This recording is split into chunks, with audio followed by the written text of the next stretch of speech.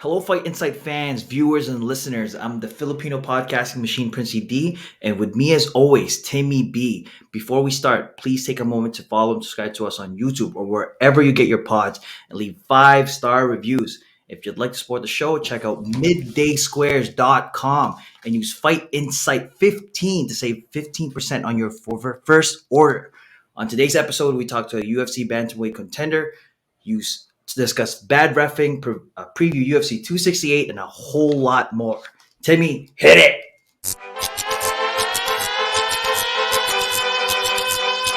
Yeah, it's Timmy B, Princey D, Fight Insight, yeah, that's right.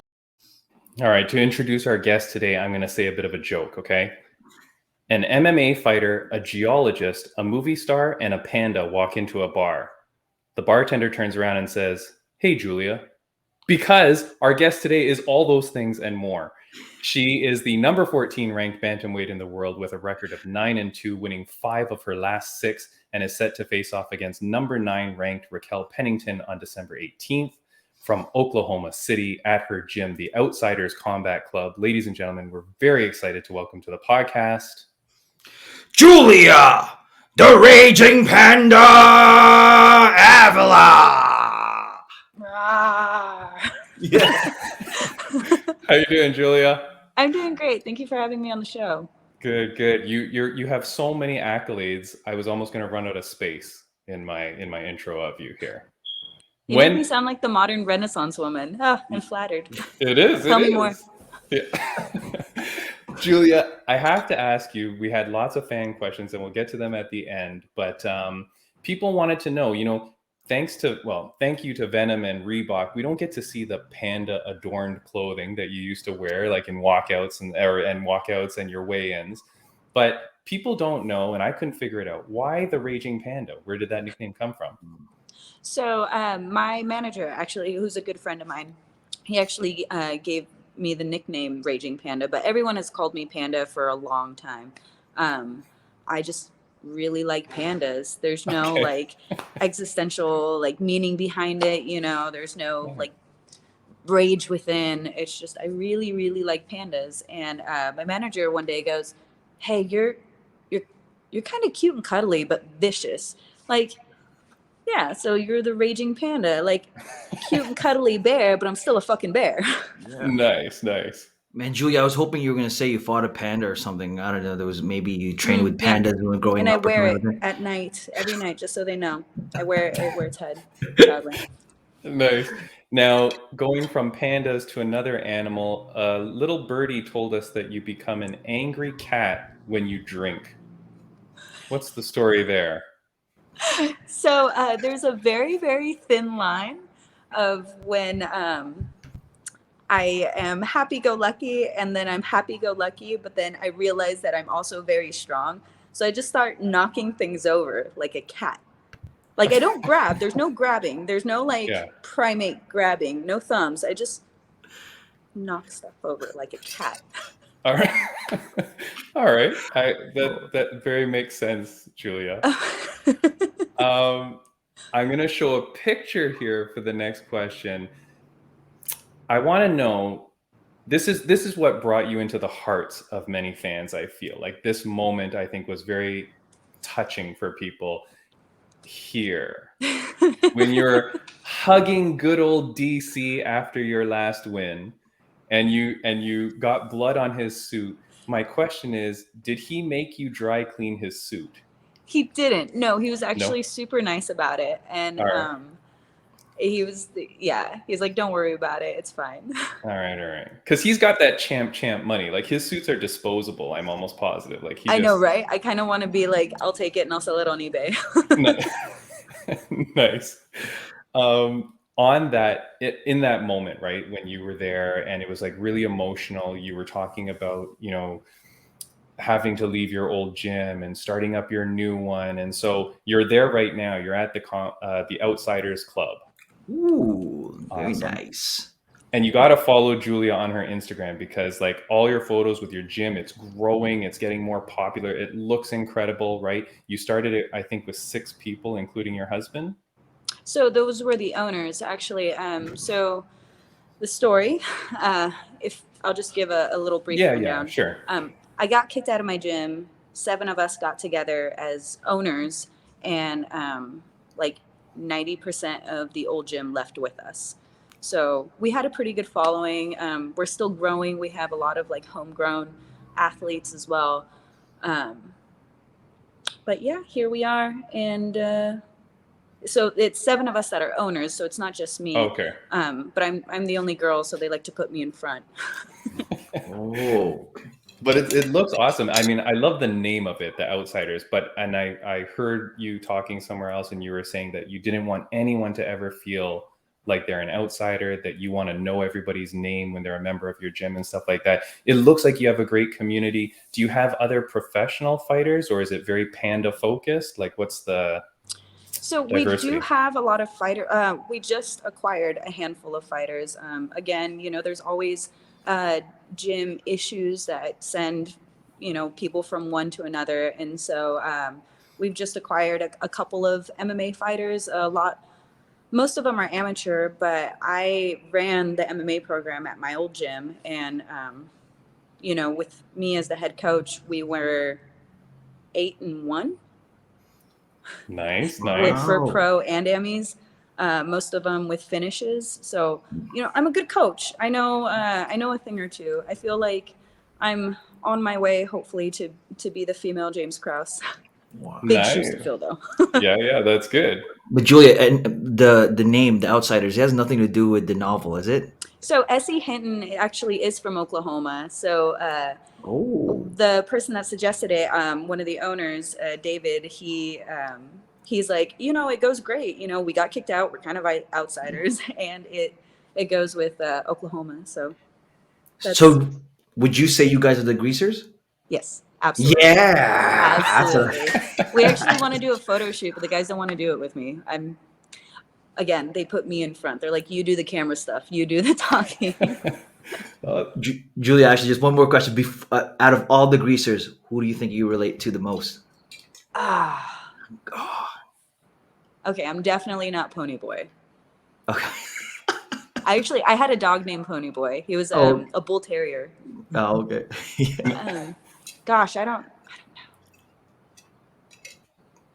What was Patrick Swayze's character? Oh man, I was just looking at this. Is gonna kill me. I know. Tim, you go ahead with the questions. I'm gonna figure this Yeah. out. I'm so glad that you figured that out, because I would have thought it was like from Batman and the Outsiders. I thought maybe like you were a comic book nerd, and I'm like, is it from that Outsiders? I do love comic books. Actually, one of Right. my 3 questions, it's like, have you ever danced with the devil in the pale moonlight? That's what the Joker said to Batman's parents before he killed him. That's right. Very nice.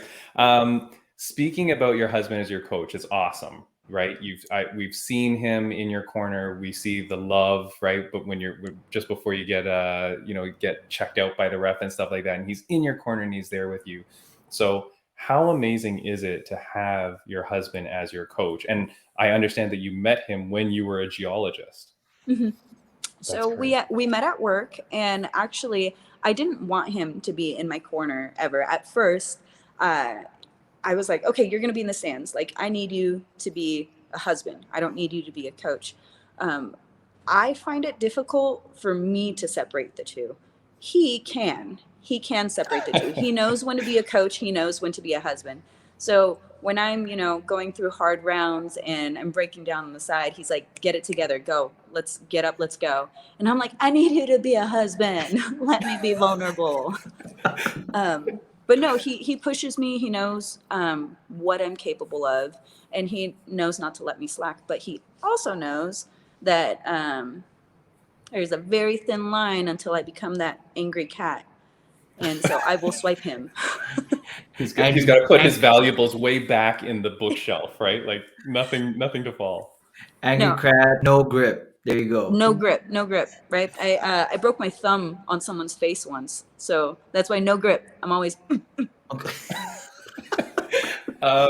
So one of the fan questions, actually, so I might go into that now. One of the fan questions was, what was the worst thing that your husband has ever said to you during a fight or during a training camp?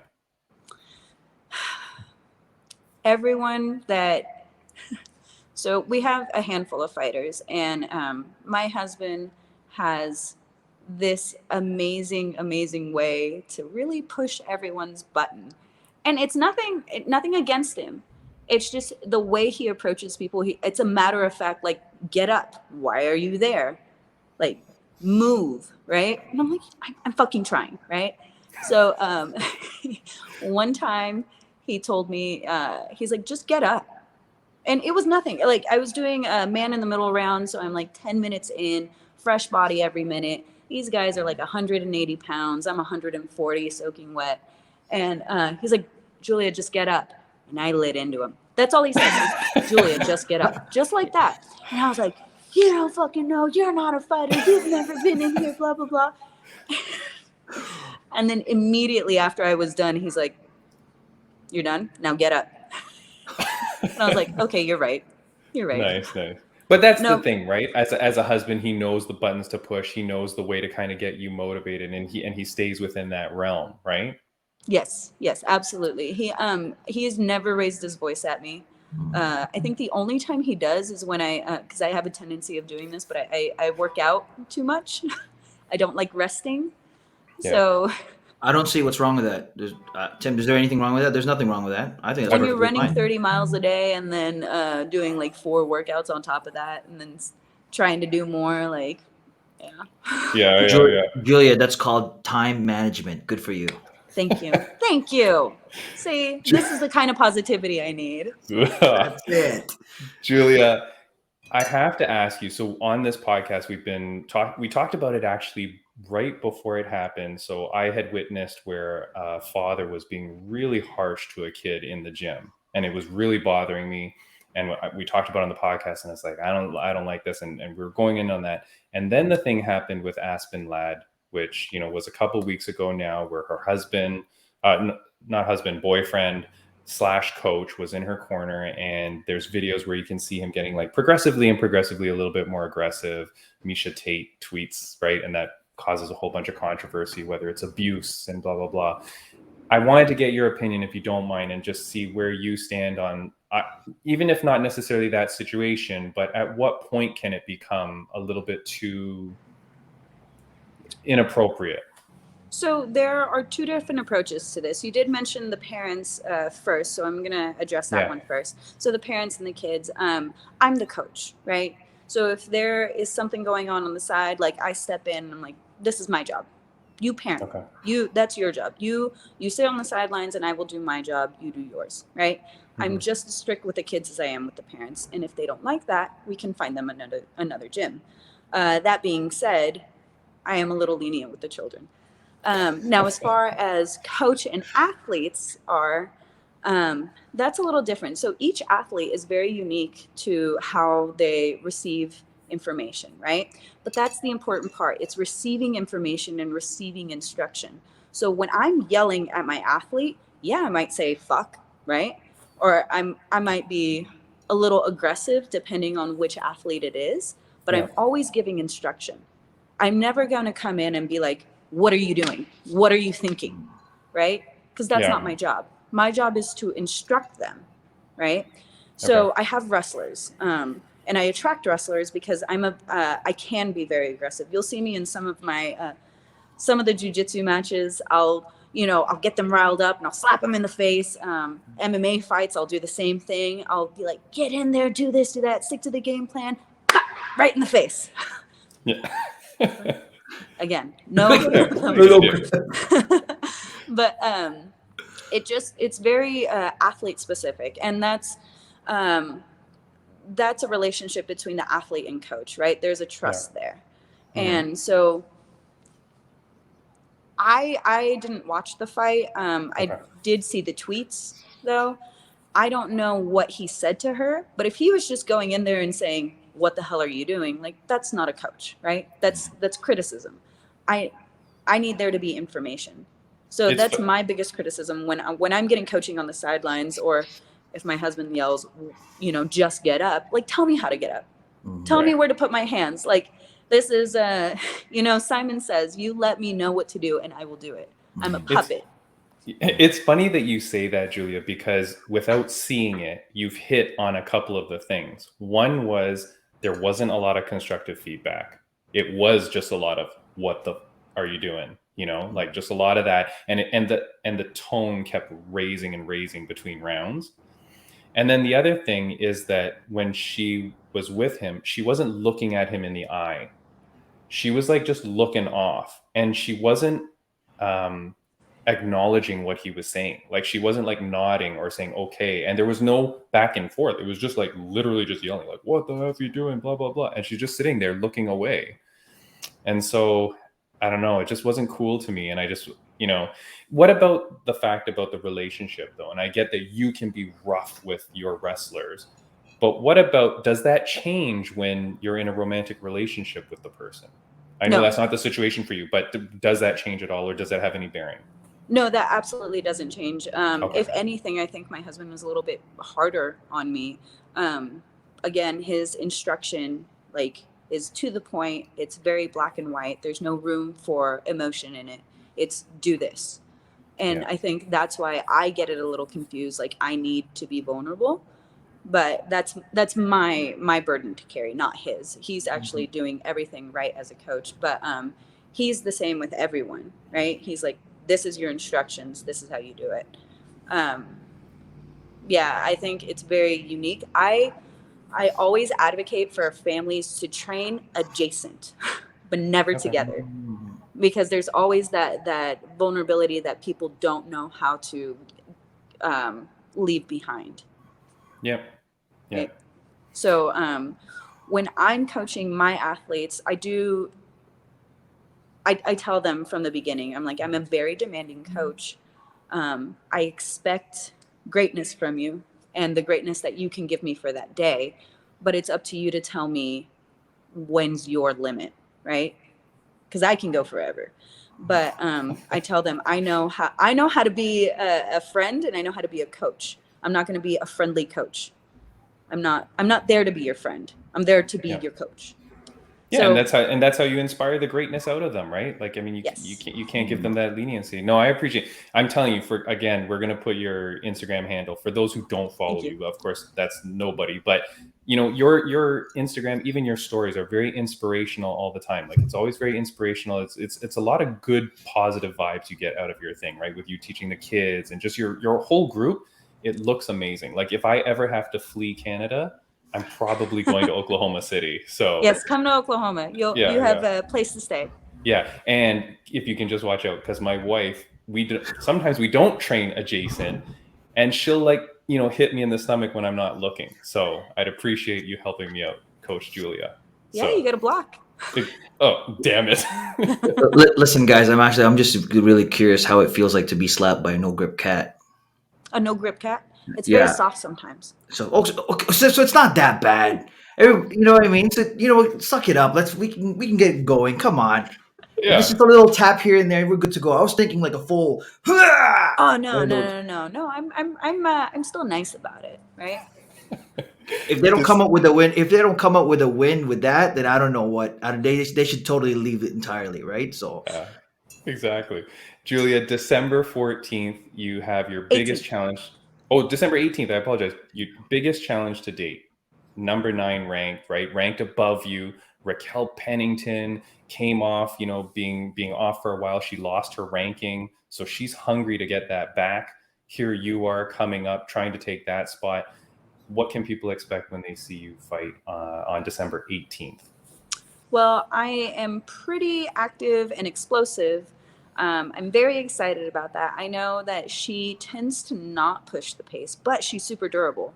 Like most of her wins have been decision wins. And so I don't know. I'm really excited. I mean, she's not ranked number 9 for no reason. You know what I mean? Like she's tough, and everyone in the UFC is tough. I'm excited. I think it's really gonna test whether I can take a hit, because I've gone against some great girls, but I don't think I've gone against anyone as strong as she is. But I also don't think that she's dealt with the high pace that I bring. Even though, so her record is what, 12-9. She has as many losses as if I have wins, so she has a lot of experience, Right, right? right. So that's something that I think might benefit her. But I don't know. Don't ever hide away from the underdog. Okay. You know what? I'm curious. I don't know that you're going to be an underdog on this because you've been on a high streak, riding high. I think you guys are going to come in very even money if that's what you care about. But your last few fights, very impressive. So And Oh, and thank you. Julia, talk about pace. Like literally, I walked in and I saw you. Julia's fighting, sitting down. I'm like, round one, 22 seconds in. I'm like, whoa, okay, it's done already. I guess I gotta go start. I guess I gotta go start dinner now. So there you go. yeah, Thanks, yeah. Julia. Thanks, appreciate it. Not my fastest TKO. My fastest TKO was 21 seconds. So No, you get older, you get slower. a second here, a second there, Julia. We'll forgive you for it. It's going to be an amazing fight. I'm so excited because I think that's a great stylistic match too, right? Like it's just two of you are going to go at it, and I'm very, very excited. I know the fans are going to be super excited too. Thank you. We So, have some. actually, Go Julia, ahead. let me ask you. So 21 seconds. Did your feet even leave the ground? Did you just jump like so as soon as the bell rang? Did you just fly and kick the person, or what So happened? I heard she was a Golden Gloves boxer. So I was like, okay, I want to test this. So I came in and I hit her with a right cross and she like crumbled. And I was like, oh, okay. And I just kept going. And hence the name Raging Panda. There you Yeah, go. exactly. Julia, we went to the fans and we got some fan questions. So Oh, we're going these to are ask fun. you some. Yeah. The first one is, and I want to thank this guy a lot because he's who put us in touch with you, Michael Courier. Such a great guy. This guy, we had him on as a guest on our podcast way early on, Julia, and we've been a friend of his ever since. His question is, on a scale of 1 to 10, how much of Cody's life is spent babysitting you? Oh God. I think I'd say closer to 10 Yeah. on a Okay. scale of 1 to 10. Well, okay. If it weren't for him, I'd probably like run myself ragged and burn out. But I'm pretty sure he can't survive without me either. So it's a Yeah. it's a positive codependent relationship. That's awesome. No, that's good. That's good. All right.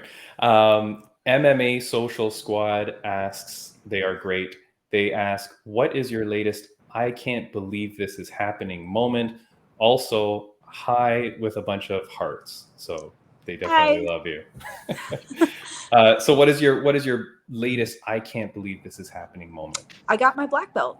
Hey, That's right. That just happened. Yeah, Congratulations. that just happened not too long ago, September 26th. I received my black belt from a living legend, Professor Chris Howder, one of the original American Dirty Dozen. So that's amazing. And actually, Incredible. Michael, he is belted under him, so like we're black belt relatives. Ah, nice. Yeah. Excellent. Yeah. No, he's a great guy. And so thank you. And thank you for that. Oh, actually, we so it was me and two of my friends that got black belted all at the same time, and we all got Nice. matching tattoos. hey, Yeah. Oh, that's the logo of your gym, right? Yeah. Ah, nice. Excellent. Julia, please tell me you got it on film. What? When they presents you with the belt. Oh yeah. So I do have it. I'm still like digesting everything because from getting, kicked out of a gym to receiving my black belt from a legend and then doing it alongside some of my friends. And also I belted my husband. That's Oh, crazy, Nice. right? So Excellent. Awesome. that's pretty unheard of. I outrank him and then I got to belt him. So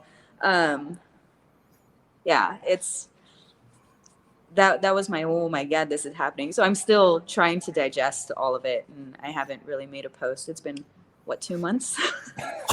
No, that's amazing, Julia. No, it's so nice, like I'm telling you again, like just the whole vibe that you give off, the whole vibe that your gym gives off, it's very, very positive. Like it's Thank really, you. really nice. This one's, I think it's Comic Fan 2K2 asks, hello, Rogue. If you could have any mutant powers, what would they be? And I feel like he's referencing the white strip Yeah. in the hair, which is very This rogue-esh. is natural, by the way. All right. I've been going gray since I was 19. Okay. I get it all the time. People are like, "Why do you dye your hair like that?" I'm like, "People pay for this? No." If I could have a superpower, I would probably have. I'm already pretty strong, so not that. Probably the ability to teleport. Nice. Because I hate traveling. I hate traveling, like with a passion. All right. And if I could just like snap my fingers and be, in the bathroom, that'd be awesome. Yeah. Many people would say if I could go to Hawaii or go to, like not just short distance to the washroom, but okay, that's fine. Like small steps, Julia. Man, I thought Julia was gonna say the power to grip or something. I thought it was one of the superpowers. The cat. There you go. Right, like Throw at the least. thumb. I don't need grips. Just a couple more. Musky MMA says, "Who is the coolest celebrity you have ever met, and why is it Danny Trejo?"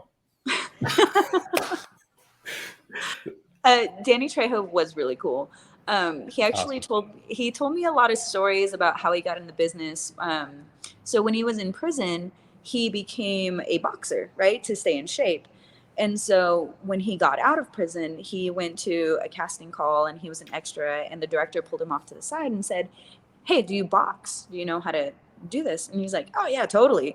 So they kept him around, and that's how he got his start in the business, is from his boxing skills. And he's like, "Let me see your fights." So I got to show him some of my fights, and that's awesome.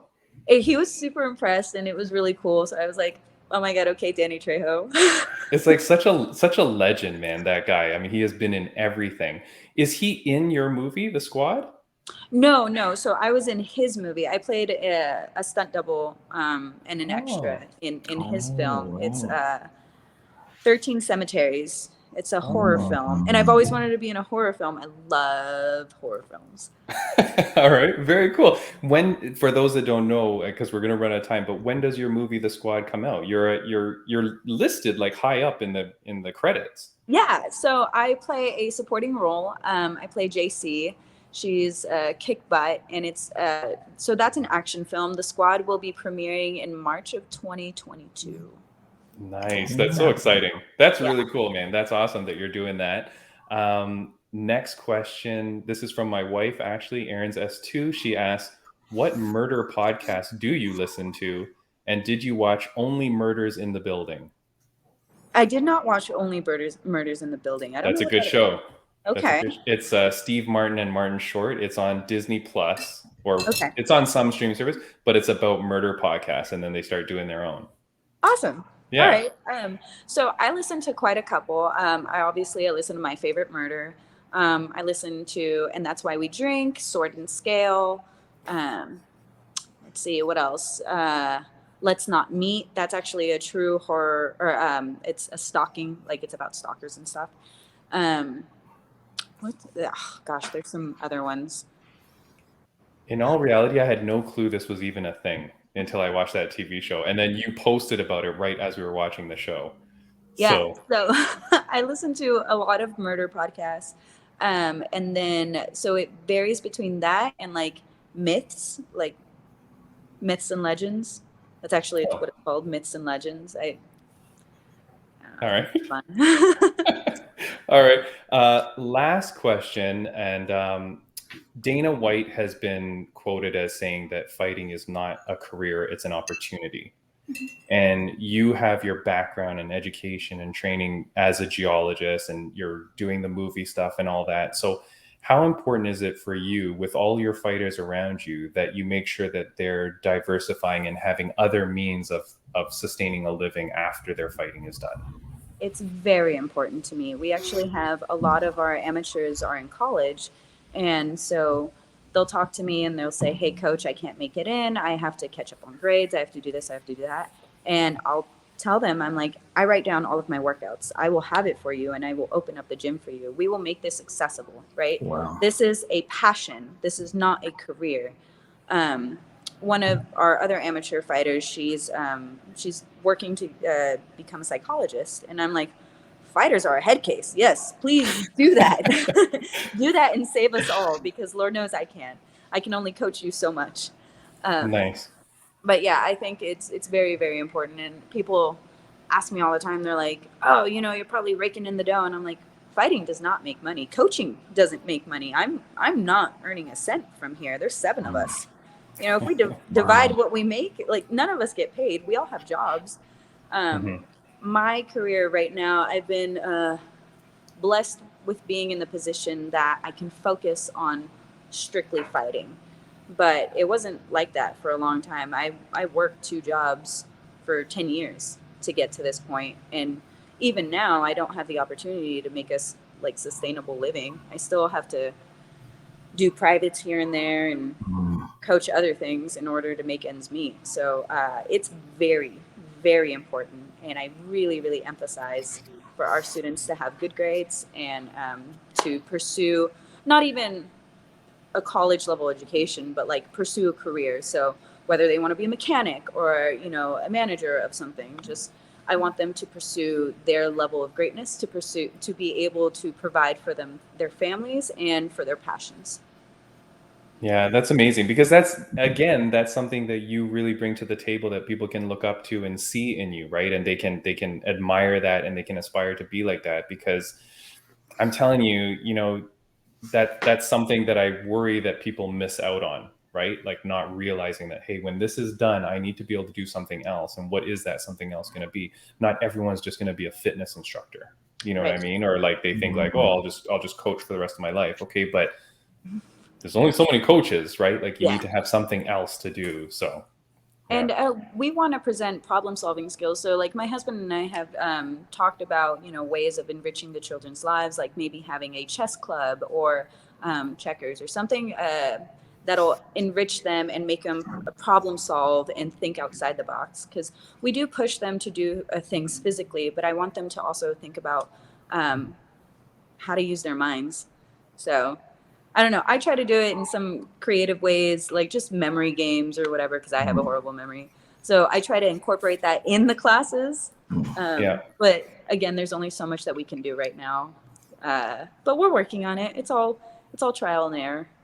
No, that's awesome, Julia. Like, I really appreciate you coming on so much. Thank you so much for giving us the time and spending a little bit of time with us. We appreciate it. This is episode 38 for us. So awesome. to have the Raging Panda on is like such a dream. It's very cool.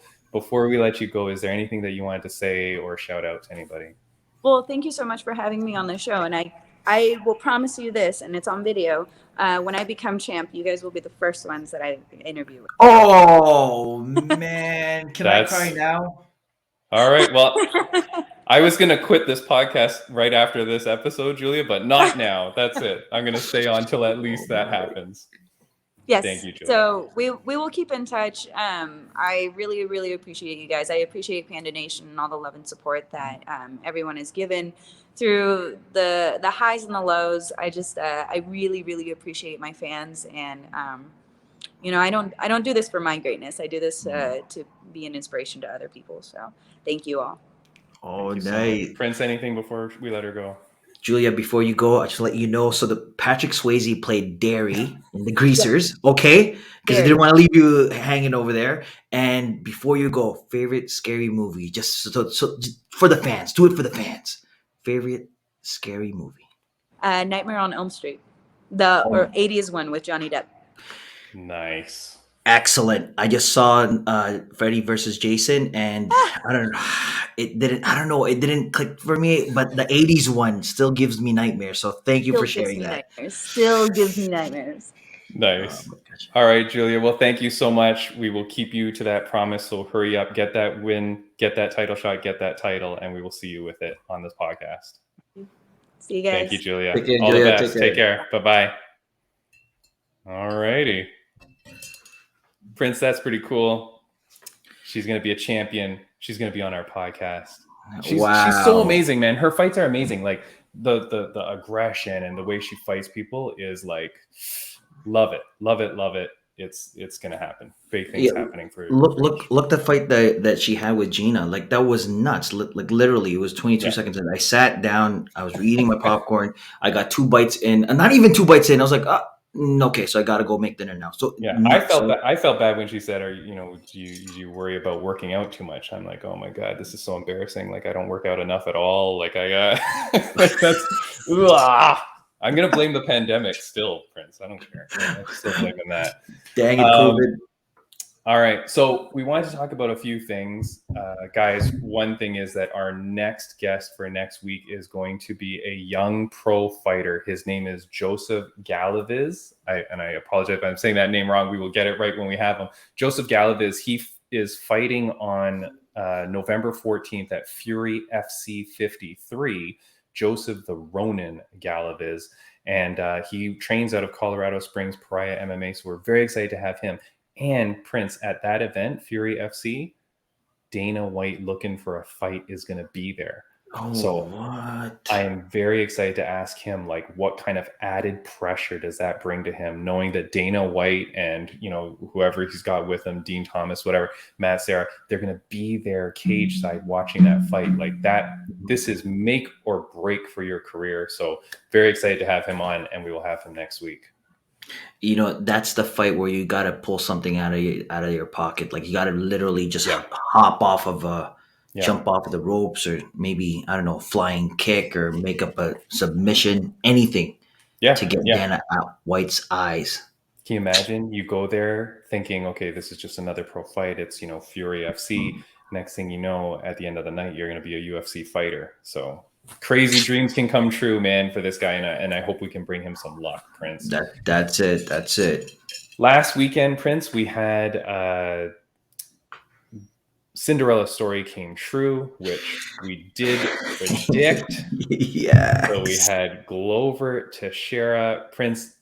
Amazing fight, but what I wanted to talk about was this here. This is Dana White, and this is terrible, but it's a photo of Dana White, and someone asked him, is Yuri Prokovich, however you say that guy's name, Jiri, is Yuri the next fight for Glover? And Dana White said, probably. What do you think is the next fight for Glover, and where do you see this going for him? I think that would be the smart fight. I think that would be a good way to test his title, his championship. And I mean, first of all, let's congratulate the man. The man busted his butt. 41 years old, and he got 42, it done. 42, I think. Oh, yeah. Actually, it was birthday. Yeah, he turned 42 at Abu Dhabi because it gave him a beer as a gift. So, and you know what? And just goes to show, like, even with that fight, I mean, you just see the experience, right? I mean, he took him down. He submitted him. He knows not to go toe-to-toe with Yan, but I honestly think that fight would be amazing to watch, just the two of them. But, man, like, he's got to soak this in first. He's got to soak it all in, enjoy the moment. He's gone back to his hometown. And, it's a long, I think they were saying it was like 20 years in the making, right? So 20 years he's been a professional. There's photos of him with Dana White back when he was like a young guy. Like, it's crazy. But the only thing I'll say is when Dana White said probably, it makes me think about like when I'd be a kid and I'd say to my dad, like, hey, can I go get a comic book? And can I go get a comic book after training? And then my dad would go, yeah, probably. I never once got a comic book. Probably in my brain always means no. So I wonder what Dana's got lined up, or Dana uses the word differently than my father did. But either way. Yeah. Well, he was at the event. I mean, he was supposed to be the step-in, right? So, I mean, if one of them couldn't make weight, he was going to be the guy. So, I mean, it would have been that would be an amazing fight to watch, right? So, but again, shout outs to him. He was like, honestly, that was the first fight, Tim, to let you know. I screamed. I jumped up. I was like, "Oh my gosh, I can't believe it!" I was so excited, and a lot of people that was watching the fight, they were telling me too. They were like, "Oh my gosh, I can't believe he got it done!" Right? So, shout out to him for sure. Awesome. Next thing we want to talk about, I'm getting a little bit of echo on your mic. Is something might be a little bit extra loud. The life of a ref. So what we wanted to talk about here is what went down last weekend as well in the prelims with this gentleman here. So this was his Instagram. It's Try and pronounce his name, Tim. Salakiselev 0407. But this was the referee that was reffing the fight between, let me see, who was this gentleman? So we know what we're talking about, though. We're talking about that fight that happened. DeSantos versus Saint Denis. Saint Denis, yes, from Yeah. France. Mhm. And Mhm. Saint Denis, for those that didn't watch the fight, is taking a pretty bad beating. Mhm. Pretty bad. This referee, no interest in stopping the fight. Nope. Now, the internet was ablaze with people going crazy, going, this guy should be fired. What's wrong with this ref? There were, plenty of people with blue check marks on their Twitter, tweeting, this referee's got to be done and blah, blah. Like, he was getting a lot of heat, and then he was removed from reffing a bout later in the night. Mhm. What did you think about this, Prince? You watched the fight, right? Yep. And What are your thoughts? Tim, wow, I saw it and I couldn't believe my eyes. I mean, the second round, Saint Denis was getting a beating. I mean, shout outs to him too. I mean, he fought his heart out, right? He did Yeah. not quit. But again, I mean, the ref, you're there to, protect those fighters, right? And then I think, and also, DeSantos got a point taken out of him in the third round, right? Yeah. So a point got after an eye gouge. eye gouge, right? And also Saint Denis, there's also they didn't call in the doctor to have his eye checked in the second round as well. Yeah. So I mean, there was a lot of red flags going on in that fight, and I don't know what rules this ref goes by, but I swear he threw a shank in the middle of the ring and say, hey, you know what? Just to the death. I'm not stopping. I'm not stopping nothing. Yeah, the ref's name, Vyacheslav Kiselev. Mhm. He's the guy that refuses to stop the fight. I will say, Saint Denis, I don't think speaks English. I don't think this ref speaks English nor French. Mhm. When he was saying that thing about can you see, and the guy kind of responded no, I don't know what each of them thought they were saying. So I'm going to go out here, Prince, and say I didn't have such a problem with it. That Saint Denis guy is a monster. That dude was fighting back constantly, and it looked to me like there was one point where the ref was about to step in, and then Saint Denis took the guy down. Yep. And it was, and he kept going, and so okay, so the ref's going in to stop it, but then he takes him down. He's not absorbing damage anymore, and so the ref backs off, and then he gave him another go, and I researched it, and apparently the coach of Saint Denis was like, I was never going to throw the towel in. Like, this guy is my fighter. He knew what he wanted to do. He was in there to fight, blah, blah, blah. He's special forces. He's a monster. No worries about it. And they actually appreciated that the ref let it go on. Of course, you're going to say that now, right? Like, what else are you going to say? But do you think the ref should have been penalized and not reffing again? Do you think we'll ever see this ref again? I really doubt we'll see this ref again. Like, honestly, I mean, but again, I mean, it was Saint Denis' UFC debut, and he was first time coming in. I think he was 8-0, right? Yeah, he was an undefeated fighter, and again, so then there it's like, okay, well, you got to give this guy a chance to not lose his O. So that's again another great reason why I thought, okay, maybe it wasn't such a bad job by the ref. Early stoppages are normally what we're normally used to complaining about. Late stoppages are a little bit rare. And this guy did last till the third, right? I mean, it's a lot different than what happened with our good friend Chris Moutinho, right? Who the ref stopped it in that last round. And a lot of people were saying, oh, just give him those extra 20 seconds. So, and you know what? I mean, there's a lot of things that's going on in terms of the fight world. Fighters that are dying just because of injuries that they suffered in the ring, and you don't want to push the limit on that, right? But then again, if you see somebody struggling, okay, so you know what? We can both agree that a ref's job is one of the hardest jobs, in the ring, right? Am I right? Right? Because I mean, it's your decision to stop the fight, right, and protect both fighters. The fighter's job is to make sure that you keep swinging until they tell you to stop, right? Yeah. Yeah. So it for me, it was just the way it was going down. I was like, wow, unbelievable, right? And then the third round was just like, this is too much. Yeah, I mean, just so people know, I did reach out to this guy on Instagram to try and get him on our podcast. I don't think he's ever going to come, but we are going to try to get another referee, an MMA referee, and or an MMA judge to come on our podcast. We're currently in talks with a few people, so we're hoping to get one of them on, and that would be Mhm. very excited. We can get their opinion on how did this thing go down, and Mhm. also what they feel their job is and what's their responsibility when they're watching fights go down. So Yeah. cross So fingers.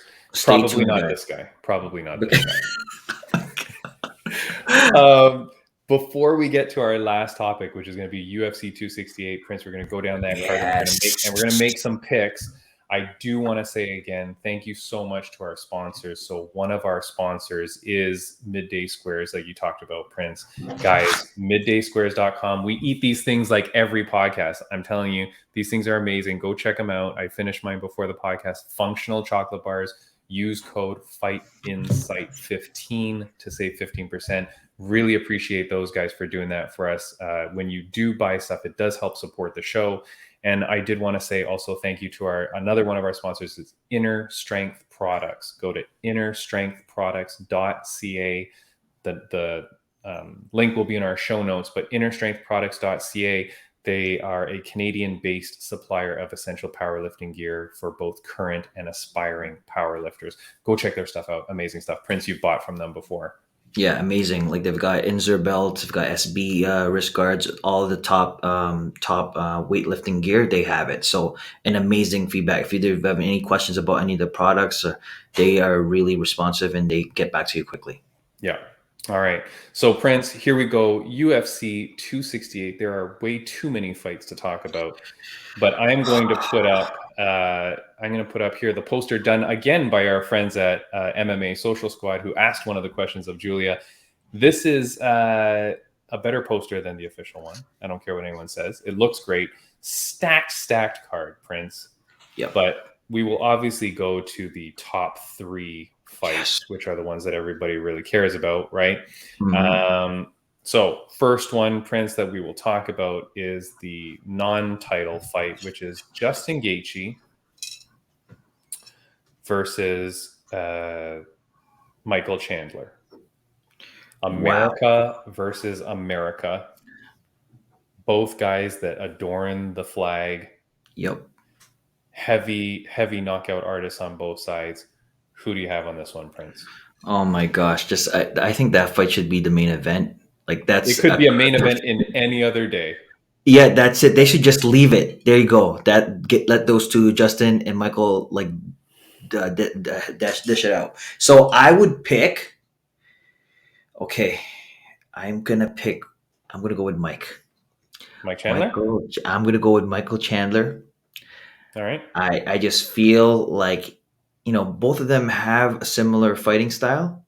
Okay. But I'm gonna go with Mike. Yeah, I just feel like after what I think he's prepped for this, and I think it's gonna go. I think it's gonna go the distance, and I think he's gonna win by decision.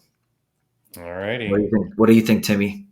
I'm I going know. with Justin Gaethje. Man, dude, I freaking love that guy. We've talked before about him on the podcast. He's the only guy aside from Barboza, and again because it says leg kicks, but he's the guy that my wife will not watch him fight because of how disgusting and how just brutal his fights are. Yeah. Gaethje's a monster. I love Gaethje, and I want to see him win because I want to see him get another title shot. I want to see him go up against Dustin or Charles, and we'll see where that goes. The thing is that if Chandler were to win and Charles Oliveira wins, I don't know that they would give Chandler another shot at Oliveira. So Yeah. I'd be scared of that messing things up, but Mhm. I'm going for Gaethje. I think Gaethje's my guy. Yeah, and I really Alright. hope the UFC has like blood products on deck because that one's gonna be a bloody. Like I'm telling you, they better have for that fight. They better have a separate like ring just for the two of them. That's it. Or like a separate like a little cloth to lay out over top, Yeah. almost like a tablecloth, and they can just put it out. let those two Yeah, guys murder each other and then take it off and let the rest of the fights go. yeah, just for hygienic purposes, right? So just Yeah. you wanna. There you go. Prince, the next fight is Rose Namajunas, Thug Rose versus Magnum Weili Zhang. This is for the women's strawweight title. Prince. Okay, Tim. You know what? I'm gonna sway away from the favorites. I'm gonna go with Whaley with this one. I'm gonna Oh, go. Yeah, you know what? Just to support the Chinese heritage, the love. I All had right. the. I was just about to call you racist the minute you picked Rose, but not this time, my friend. Zhang. Okay, so you're picking Zhang. I don't know Yeah. that she not the favorite though. I know you just said I'm going against favorites. I don't know who the favorite is on this. It's got to be pretty tight on odds. Yeah. I'm pretty sure Thug Rose is the favorite, but Yeah, I'm sure uh, that's gonna. I'm sure that's gonna like change as the days go by, as people keep voting, betting one way or another. That's a very close fight, man. I also have Zhang. I think Zhang takes it by domination. I think the last fight, I'm gonna say early stoppage. I'm also gonna say, hey man, anyone at this level can do a flash kick knockout, right? Like, you know, it wasn't like Rose was beating her up Yeah. for even one full round. Like it wasn't a beating and then she knocks her out. It was a flash knockout, which does happen, right? That reminds me of like the Connor and Aldo. Yep. You know, Yep. you never really got to see that fight. It was a flash knockout. Then what? This rematch can be very exciting. But I've got Zhang. I got Zhang winning by TKO stoppage. I think she's just going to beat her down with her power and her aggression. Prince, Yeah, how do Tim. you see Actually, it going? just to let you know, yeah, Rose is the slight favorite. What are the odds on Between that? us. No, okay, never mind. Don't Okay, worry. yeah, go ahead. So, how do you see Zhang winning?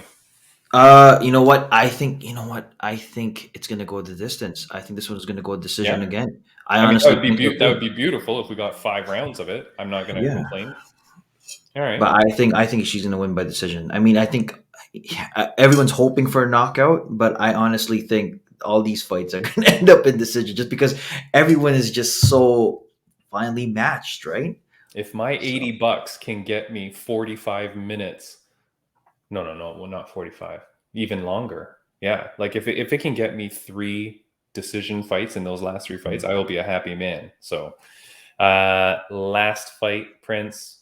We've got the championship, the return match. We've got Kamaru Usman champion fighting everybody's favorite Colby Covington.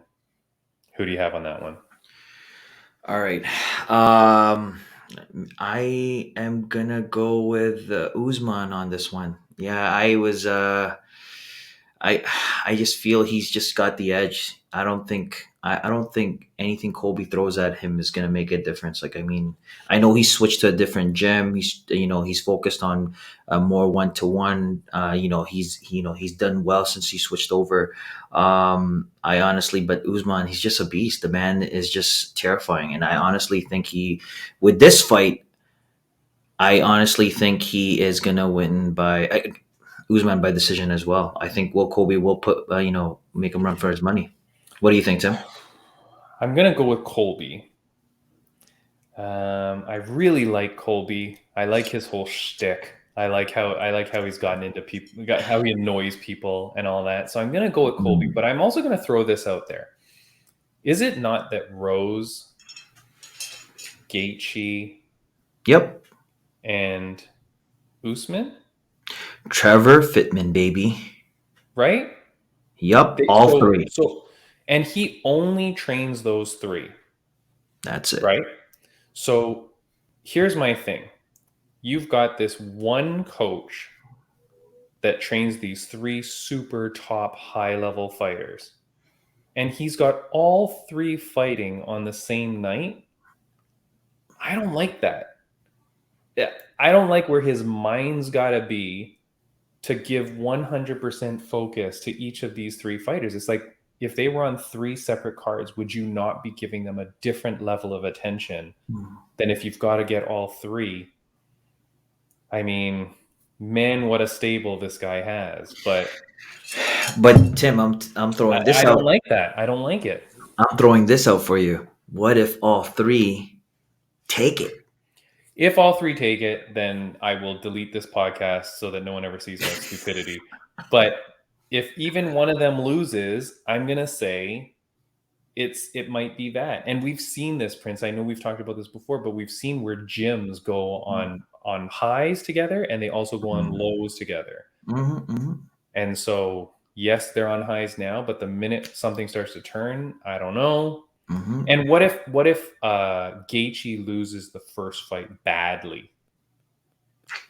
Now Whitman has to go run to the back, leave his unconscious defeated fighter to go now walk the next one out.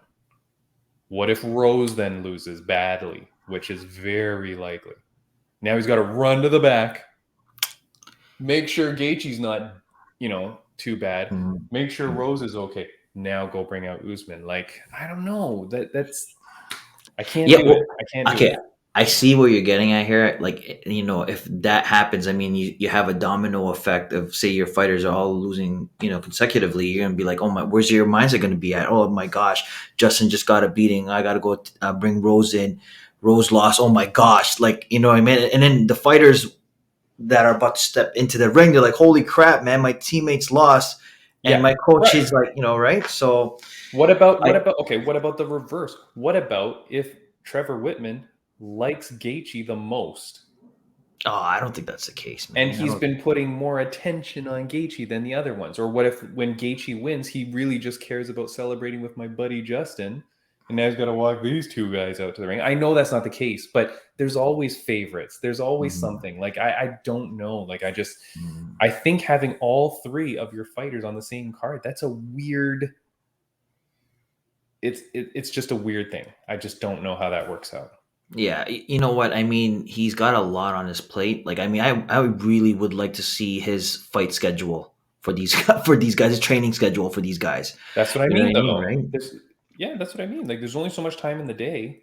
Like, if Julia's husband had another Julia in the gym that is training, from what she says, like almost 24 hours a day, how do you possibly divert your time and focus, right? Like, I don't know. And in this sport, I feel like that coach-athlete relationship is so important that I don't know how that goes. But anyways, I'm going to pick, who did I pick? I picked Colby. Colby, yep. So we split on that one. I'm Colby, you're Usman. We're both going for Zhang.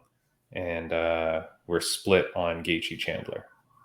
Yes, you got that. It's gonna be an amazing fight. Like, oh my gosh, the cards that UFC's been throwing at us, like, we don't even have a week to process everything. Like, no, it's gonna be amazing, man. I can't wait. It's gonna be so exciting.